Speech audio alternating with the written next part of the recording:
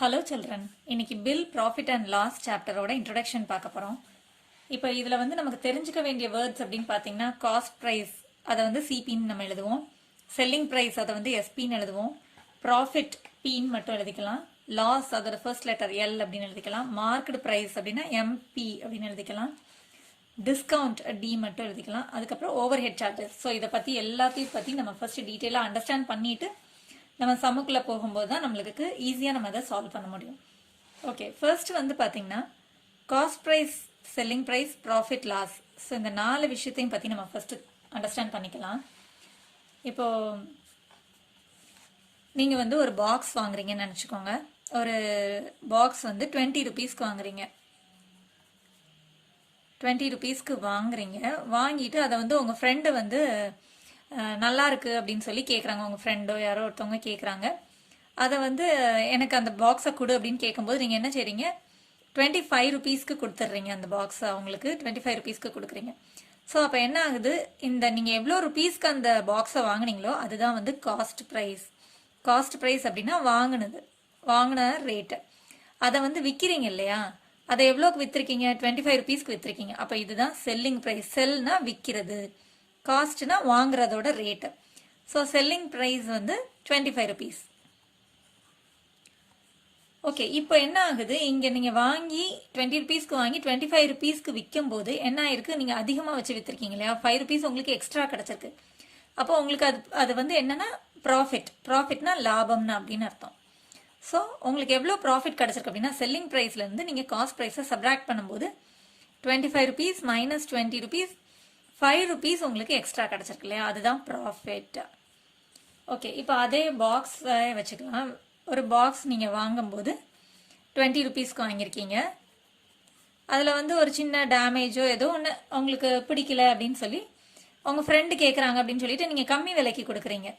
So இப்போ நீங்கள் வாங்கினது வந்து 20 ருபீஸ்க்கு கம்மி விலைக்கு கொடுக்குறீங்க. ஓகே, நம்ம ஃப்ரெண்டு தானே அப்படின்னு சொல்லி கம்மி விலைக்கு கொடுக்குறீங்க. ஸோ அதை வந்து நீங்கள் 18 ருபீஸ்க்கு கொடுக்குறீங்க. ஸோ இப்போ வந்து இது வந்து காஸ்ட் ப்ரைஸ், நீங்கள் வாங்கின ரேட் வந்து காஸ்ட் ப்ரைஸ். இப்போவும் நீங்கள் எவ்வளோக்கு விற்றீங்களோ அதுதான் செல்லிங் ப்ரைஸ். இப்போ என்ன ஆகுது, நீங்கள் கம்மி விலைக்கு விற்றுருக்கீங்க. ஸோ இப்போ என்னாச்சு, காஸ்ட் ப்ரைஸ் தான் அதிகமாக இருக்குது, செல்லிங் ப்ரைஸ் வந்து கம்மியாக இருக்கு இல்லையா. ஸோ இப்போ என்னாச்சு, உங்களுக்கு நஷ்டமாயிருக்கு. நஷ்டம் அப்படிங்கிறது வந்து லாஸ். ஸோ இப்போ எவ்வளோ லாஸ் அப்படின்னா நீங்கள் காஸ்ட் ப்ரைஸ்லேருந்து செல்லிங் ப்ரைஸை சப்ராக்ட் பண்ணணும், CP minus SP. So this is equal to loss.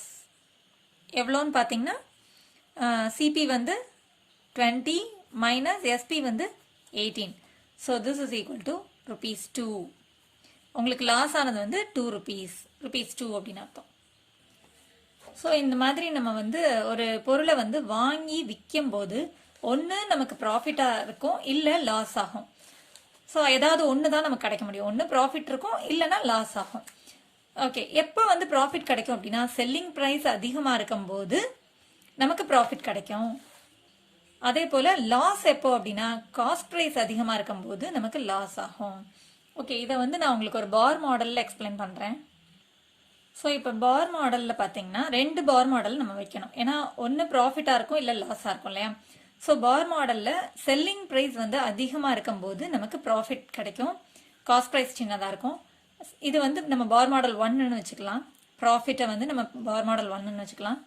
அடுத்து காஸ்ட் ப்ரைஸ் வந்து அதிகமாக இருக்குது, செல்லிங் ப்ரைஸ் கம்மியாக இருக்கும் அப்படின்னா அந்த மாதிரி டைமில் நமக்கு என்ன ஆகும்னா லாஸ் தான் ஆகும். ஸோ அதை வந்து நம்ம பார் மாடல் 2ன்னு வச்சுக்கலாம். ஓகே, இப்போ இந்த பார் மாடல் அப்படிங்கிறது என்ன அப்படின்னு பார்த்தீங்கன்னா, அதாவது இப்போ செல்லிங் ப்ரைஸ்ன்னு வச்சுக்கோங்களேன். செல்லிங் ப்ரைஸ் வந்து இவ்வளோ ரூபாய்க்கு நம்ம விற்றுருக்கோம் அப்படின்னா அது என்ன அர்த்தம் அப்படின்னு பார்த்தீங்கன்னா இந்த காஸ்ட் ப்ரைஸையும் இந்த ப்ராஃபிட்டையும் சேர்த்தோன்னா நமக்கு இந்த செல்லிங் ப்ரைஸோட வேல்யூ கிடைக்கும். அது ஈக்குவலாக தான் வரையணும். ஸோ இப்போ இந்த செல்லிங் ப்ரைஸோட காஸ்ட் என்ன அப்படின்னு பார்த்தீங்கன்னா இந்த காஸ்ட் ப்ரைஸையும் ப்ராஃபிட்டையும் நம்ம ஆட் பண்ணும்போது கிடைக்கும் அப்படின்னு. இப்போ இந்த பார் மாடலில் பார்த்தீங்கன்னா ப்ராஃபிட் இருக்கு இல்லையா. ஸோ இப்போ ப்ராஃபிட் வந்து பார்த்தீங்கன்னா 5 ருபீஸ் அப்படின்னா காஸ்ட் ப்ரைஸ் வந்து 20 ருபீஸ். ஸோ ப்ராஃபிட் வந்து 5 ருபீஸ் அப்படின்னா காஸ்ட் ப்ரைஸ் வந்து 20 ருபீஸ் இருந்தது இல்லையா. அப்போ இது ரெண்டையும் ஆட் பண்ணும்போது தான் நமக்கு செல்லிங் ப்ரைஸ் கிடைக்கும் 25 ருபீஸ். ஸோ இதுதான் வந்து எப்பயுமே பார் மாடல் அப்படின்னாலே ஸ்மால் வேல்யூஸ் ரெண்டையும் ஆட் பண்ணும்போது நமக்கு இந்த பிக் வேல்யூ கிடைக்கும் அப்படின்னு அர்த்தம். ஸ்மால் வேல்யூஸ் ரெண்டையும் ஆட் பண்ணும்போது பிக் வேல்யூ கிடைக்கும். ஒரு ஸ்மால் வேல்யூ கண்டுபிடிக்கணும்னா நம்ம இந்த பிக் வேல்யூலேருந்து அதர் ஸ்மால் வேல்யூ சப்ராக்ட் பண்ணணும். இப்போ காஸ்ட் ப்ரைஸ் எவ்வளோன்னு கண்டுபிடிக்கணும்னா செல்லிங் ப்ரைஸ்லேருந்து இந்த ப்ராஃபிட்டை சப்ராக்ட் பண்ணும்போது நமக்கு 20 கிடச்சிடும். 25 - 5 20 கிடைக்கும். ஸோ இப்போ இந்த பார் மாடலை வச்சு நம்ம வந்து 3 ஃபார்முலாஸ் கண்டுபிடிச்சிடலாம். எப்படின்னு பாருங்க, நமக்கு வந்து எப்படிலாம் கொஸ்டின் கேட்பாங்க அப்படின்னா, இப்போ சப்போஸ் வந்து செல்லிங் ப்ரைஸும் காஸ்ட் ப்ரைஸும் கொடுத்து ப்ராஃபிட் எவ்வளோன்னு கண்டுபிடிக்க சொல்லுவாங்க. இல்லை காஸ்ட் ப்ரைஸும் ப்ராஃபிட்டும் கொடுத்துட்டு செல்லிங் ப்ரைஸ் எவ்வளோன்னு கேட்பாங்க. இல்லை செல்லிங் ப்ரைஸும் ப்ராஃபிட்டும் கொடுத்து காஸ்ட் ப்ரைஸ் எவ்வளோன்னு கேட்பாங்க. ஸோ இதை வந்து 3 விதமாக கேட்குறதுக்கு சான்ஸ் இருக்குது. ஸோ 3 இதுக்கும் எப்படி நம்ம ஃபார்முலா எழுதலாம் அப்படின்னு பாருங்க. செல்லிங் ப்ரைஸும் ப்ராஃபிட்டும் கொடுத்துருக்காங்க அப்படின்னா, செல்லிங் ப்ரைஸில் ப்ராஃபிட்டை நம்ம சப்ராக்ட் பண்ணி எடுத்துட்டோம்னா நமக்கு இந்த ரிமைனிங் வந்து நம்மளுக்கு எந்த வேல்யூ கிடைக்கும் அப்படின்னா காஸ்ட் ப்ரைஸோட வேல்யூ கிடைச்சிடும். அதே போல் இப்போ நமக்கு வந்து ப்ராஃபிட்டும் காஸ்ட் ப்ரைஸும் கொடுத்தாங்கன்னா இது ரெண்டையும் ஆட் பண்ணும்போது நமக்கு செல்லிங் ப்ரைஸோட அப்படியே அந்த வேல்யூ கிடச்சிடும். ஸோ இப்போ இதை தான் நம்ம வந்து பார் மாடலில் அண்டர்ஸ்டாண்ட் பண்ணிக்க போகிறோம். ஓகே, இப்போ பாருங்கள், இதில் வந்து இப்போ செல்லிங் ப்ரைஸ் கண்டுபிடிக்கணும்னு வச்சுக்கோங்களேன். செல்லிங் ப்ரைஸ் இஸ் ஈக்குவல் டுனா இது ரெண்டையும் ஆட் பண்ண value. So CP plus profit. இப்போ அதே வந்து ப்ராஃபிட் கண்டுபிடிக்கணும் அப்படின்னா profit is equal to selling price minus CP, SP minus CP. So big வேல்யூலேருந்து இந்த ஸ்மால் வேல்யூவை சப்ராக்ட் பண்ணும்போது நமக்கு இந்த அனதர் ஸ்மால் வேல்யூ கிடைக்கும். இப்போ அடுத்து வந்து இப்போ காஸ்ட் ப்ரைஸ் கண்டுபிடிக்க சொல்கிறாங்கன்னு வச்சுக்கோங்க. Cost price is equal to cost price கண்டுபிடிக்க போகிறோம் அப்படின்னா செல்லிங் ப்ரைஸ் மைனஸ் ப்ராஃபிட், அதுதான் இது கிடைக்கும். So SP minus profit. இந்த பிக் வேல்யூலேருந்து இந்த ஸ்மால் வேல்யூவை சப்ராக்ட் பண்ணும்போது நமக்கு இந்த ஸ்மால் வேல்யூ கிடச்சிரும். ஸோ பிக் வேல்யூ கண்டுபிடிக்கணும்னா இது ரெண்டு ஸ்மால் வேல்யூஸையும் ஆட் பண்ணணும். ஸ்மால் வேல்யூஸ் கண்டுபிடிக்கணும்னா அந்த பிக் வேல்யூலேருந்து ஸ்மால் வேல்யூ அனதர் ஸ்மால் வேல்யூவை சப்ராக்ட் பண்ணும்போது நமக்கு கிடச்சிரும். ஸோ இதுதான் வந்து நம்ம இந்த பார் மாடலை வச்சு 3 ஃபார்முலாஸ் நம்ம பண்ணிடலாம். ஓகே, அதே போல் இந்த பார் மாடல்லேருந்து நம்ம என்ன பண்ணலாம் அப்படின்னு பாருங்கள். இப்போ இந்த பார் மாடலில் நமக்கு சிபி கேட்டிருக்காங்கன்னு வச்சுக்கோங்க. இது ரெண்டையும் ஆட் பண்ணிக்கலாம். ஸோ 2 ஸ்மால் வேல்யூஸையும் ஆட் பண்ணணும், எஸ்பி ப்ளஸ் லாஸ். அடுத்து இப்போ ஸ்மால் வேல்யூ கண்டுபிடிக்கணும், லாஸ் கண்டுபிடிக்கணும் அப்படின்னா சிபி மைனஸ் எஸ்பி. பிக் வேல்யூலேருந்து ஸ்மால் வேல்யூ சப்ராக்ட் பண்ணணும். அடுத்து இப்போ எஸ்பி கேட்டிருக்காங்கன்னு வச்சுக்கோங்க. SP is equal to CP minus loss. Big வேல்யூலேருந்து இந்த ஸ்மால் வேல்யூ அதர் ஸ்மால் வேல்யூவை சப்ராக்ட் பண்ணணும். ஸோ நமக்கு 6 ஃபார்முலாஸ் கிடச்சிருது. ஸோ இந்த சம்ஸ் எல்லாம் வரும்போது உங்களுக்கு இன்னும் கிளியராக அண்டர்ஸ்டாண்ட் ஆகும். ஃபர்ஸ்ட் இந்த பார் மாடல்ஸை ஃபர்ஸ்ட் நீங்கள் அண்டர்ஸ்டாண்ட் பண்ணிக்கோங்க. நான் அடுத்து உங்களுக்கு சம் போடும்போது உங்களுக்கு இதோட யூஸ் பற்றி நான் சொல்லித்தரேன். ஓகே, இப்போ அடுத்து நம்ம எதை பற்றி பார்க்க போகிறோம் அப்படின்னா marked price, discount.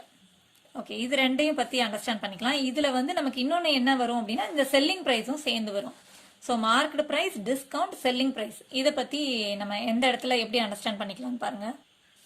Okay, market price அப்படின்னா என்ன அப்படின்னு பார்த்தீங்கன்னா, இப்போ அந்த கடையிலலாம் நம்ம ட்ரெஸ் எடுக்க போகிற இடத்துலலாம் பார்த்தீங்கன்னா அதில் இவ்வளோ ரேட்டுன்னு எழுதி ஒட்டியிருப்பாங்க பார்த்தீங்களா, அதுதான் மார்க்கெட் ப்ரைஸ். இப்போ அவங்க வந்து வேறு ஏதோ ஒரு ரேட்டுக்கு வாங்கியிருப்பாங்க. இப்போது அந்த கடைக்காரங்க ஒரு ட்ரெஸ்ஸே எடுத்துக்கோங்களேன், அந்த கடைக்காரங்க வந்து 100 ருபீஸ்க்கு வாங்கியிருப்பாங்க. அந்த அந்த ட்ரெஸ்ஸில் வந்து அவங்க 110ன்னு எழுதியிருப்பாங்க. ஸோ அதுதான் வந்து மார்க்கெட் ப்ரைஸ், சிபி. இது வந்து மார்க்கெட் ப்ரைஸ். அதுக்கப்புறம் வந்து என்ன பண்ணுறாங்க, ஏதாவது டிஸ்கவுண்ட் கொடுக்குறாங்க, டிஸ்கவுண்ட் சேல்ஸ், ஏதாவது ஃபெஸ்டிவல் ஆஃபர் அப்படின்னு சொல்லிட்டு டிஸ்கவுண்ட் வந்து ஒரு 5 ருபீஸ் வந்து டிஸ்கவுண்ட் அப்படின்னு கொடுக்குறாங்கன்னு வச்சுக்கோங்களேன். ஸோ 5 ருபீஸ் டிஸ்கவுண்ட் கொடுக்குறாங்க. அப்போ அவங்க எவ்வளோக்கு செல் பண்ணியிருப்பாங்க அப்படின்றதான் செல்லிங் ப்ரைஸ். ஸோ இது ரெண்டையும் வச்சு நம்ம கண்டுபிடிச்சலாம் இல்லையா. டிஸ்கவுண்ட் வந்து மார்க்கெட் ப்ரைஸ்லேருந்து டிஸ்கவுண்ட் கொடுப்பாங்க. ஸோ 110லேருந்து 5 டிஸ்கவுண்ட் பண்ணுறாங்க, குறைச்சி கொடுக்குறாங்க. ஸோ அப்போ செல்லிங் ப்ரைஸ் வந்து எவ்வளோ ஆகும் அப்படின்னா 105 ருபீஸ் ஆகுது இல்லையா. ஸோ இதுதான் வந்து market price, discount, selling price. இதுக்கும் ஒரு பார் மாடல் வச்சு நான் காமிக்கிறேன் உங்களுக்கு. ஸோ மார்க்கெட் ப்ரைஸ் அப்படிங்கிறது வந்து டிஸ்கவுண்ட் ப்ளஸ் செல்லிங் ப்ரைஸ், இது ரெண்டோட டோட்டல் தான் மார்க்கெட் ப்ரைஸாக இருக்கும். இங்கே பார்த்தீங்கன்னா 5 + 105 வந்து டோட்டலாக வந்து 110. ஸோ இதை வந்து ஒரு பார் மாடலாக எழுதிக்கலாம். அப்போ இதை வச்சு நீங்கள் வந்து ஒரு 3 ஃபார்முலாஸ் கிரியேட் பண்ணிடலாம். எப்படின்னு பாருங்கள். இப்போ மார்க்கெட் ப்ரைஸ் கண்டுபிடிக்கணும் அப்படின்னா இது ரெண்டையும் ஆட் பண்ணுறது, 2 ஸ்மால் வேல்யூஸையும் ஆட் பண்ணிடலாம், டிஸ்கவுண்ட் ப்ளஸ் செல்லிங் ப்ரைஸ். அதுக்கு அடுத்து பார்த்தீங்கன்னா இப்போ டிஸ்கவுண்ட் கண்டுபிடிக்கணும் எவ்வளோ அப்படின்ற மாதிரி கேட்பாங்க. ஸோ ஒரே மாதிரியான மாடலே பார்த்தீங்கன்னா டிஃப்ரெண்ட்டாக கொஸ்டின் கேட்பாங்க. ஸோ அதை வந்து உங்களுக்கு அண்டர்ஸ்டாண்ட் ஆகணுங்கிறதுக்காக இந்த பார் மாடல் யூஸ் பண்ணிங்கன்னா உங்களுக்கு இன்னும் கொஞ்சம் கிளியர் ஐடியா கிடைக்கும். இப்போ டிஸ்கவுண்ட் கண்டுபிடிக்கணும் அப்படின்னா இந்த பிக் வேல்யூலேருந்து இந்த ஸ்மால் வேல்யூவை சப்ராக்ட் பண்ண போகிறோம், எம்பி மைனஸ் எஸ்பி.